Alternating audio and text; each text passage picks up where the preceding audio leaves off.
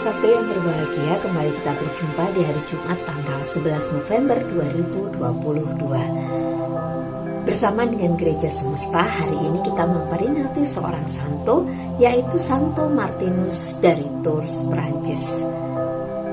Hari ini kita juga bersama-sama masih diajak untuk merenungkan Injil Lukas. Bagaimana Yesus mengingatkan kepada para muridnya dan orang-orang yang mengikuti dia, bagaimana Nabi Nuh diselamatkan dari air bah.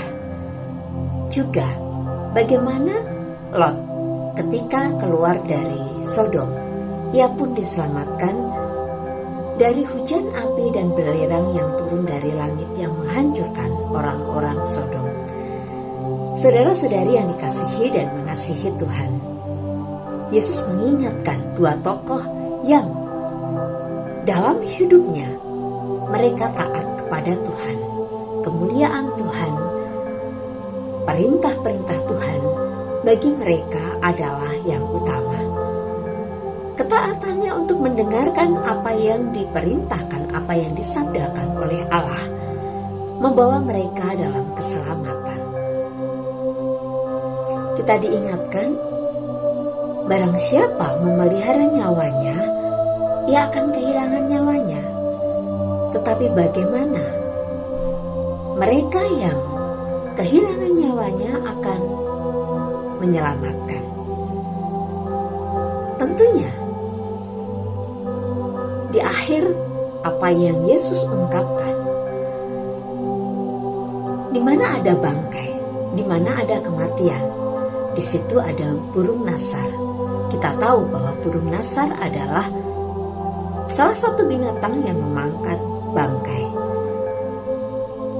Di mana ada korban, di situ ada yang diselamatkan.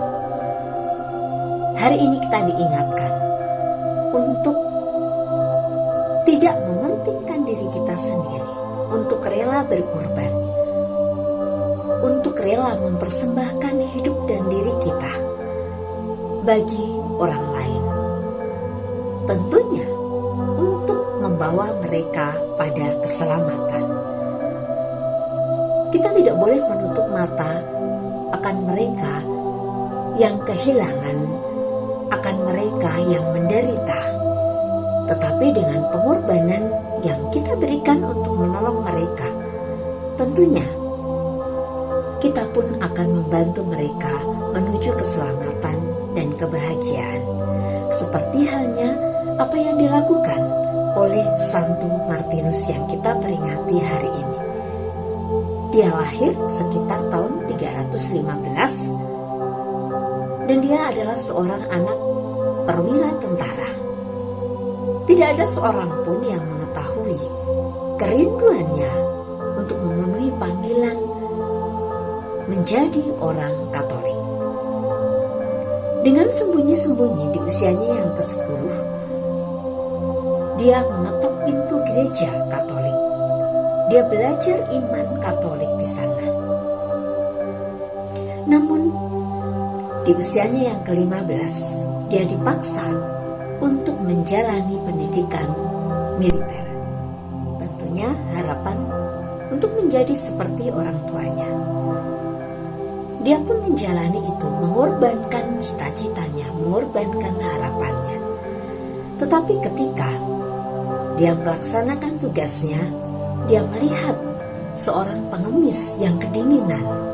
Dia turun dari kudanya, dia menyobek mantel yang menghangatkan badannya. Separuh diberikan untuk orang pengemis ini dan separuh masih dia gunakan untuk dirinya. Kemudian dia bermimpi Yesus menggunakan separuh mantel yang ada padanya. Kemudian Yesus mengatakan kepada orang-orang kudus bagaimana Martinus memberikan setengah mantelnya untuk dia, padahal dia adalah seorang katekumen, seorang yang belum dibaptis.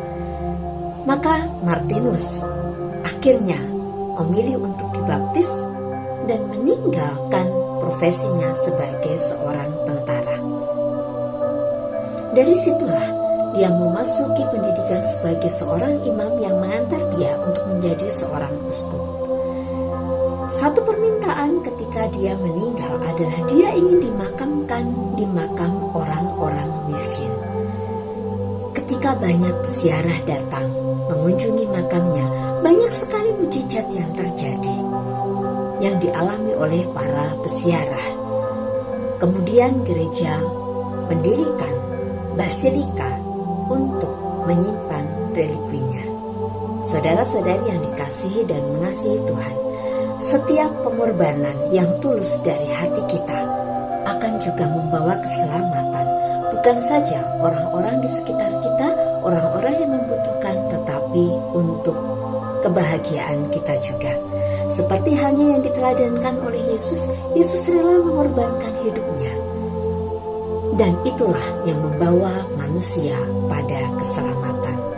Marilah hari ini kita tidak enggan untuk mau melakukan sedikit pengorbanan yang tulus untuk membantu orang lain, agar semakin banyak jiwa diselamatkan.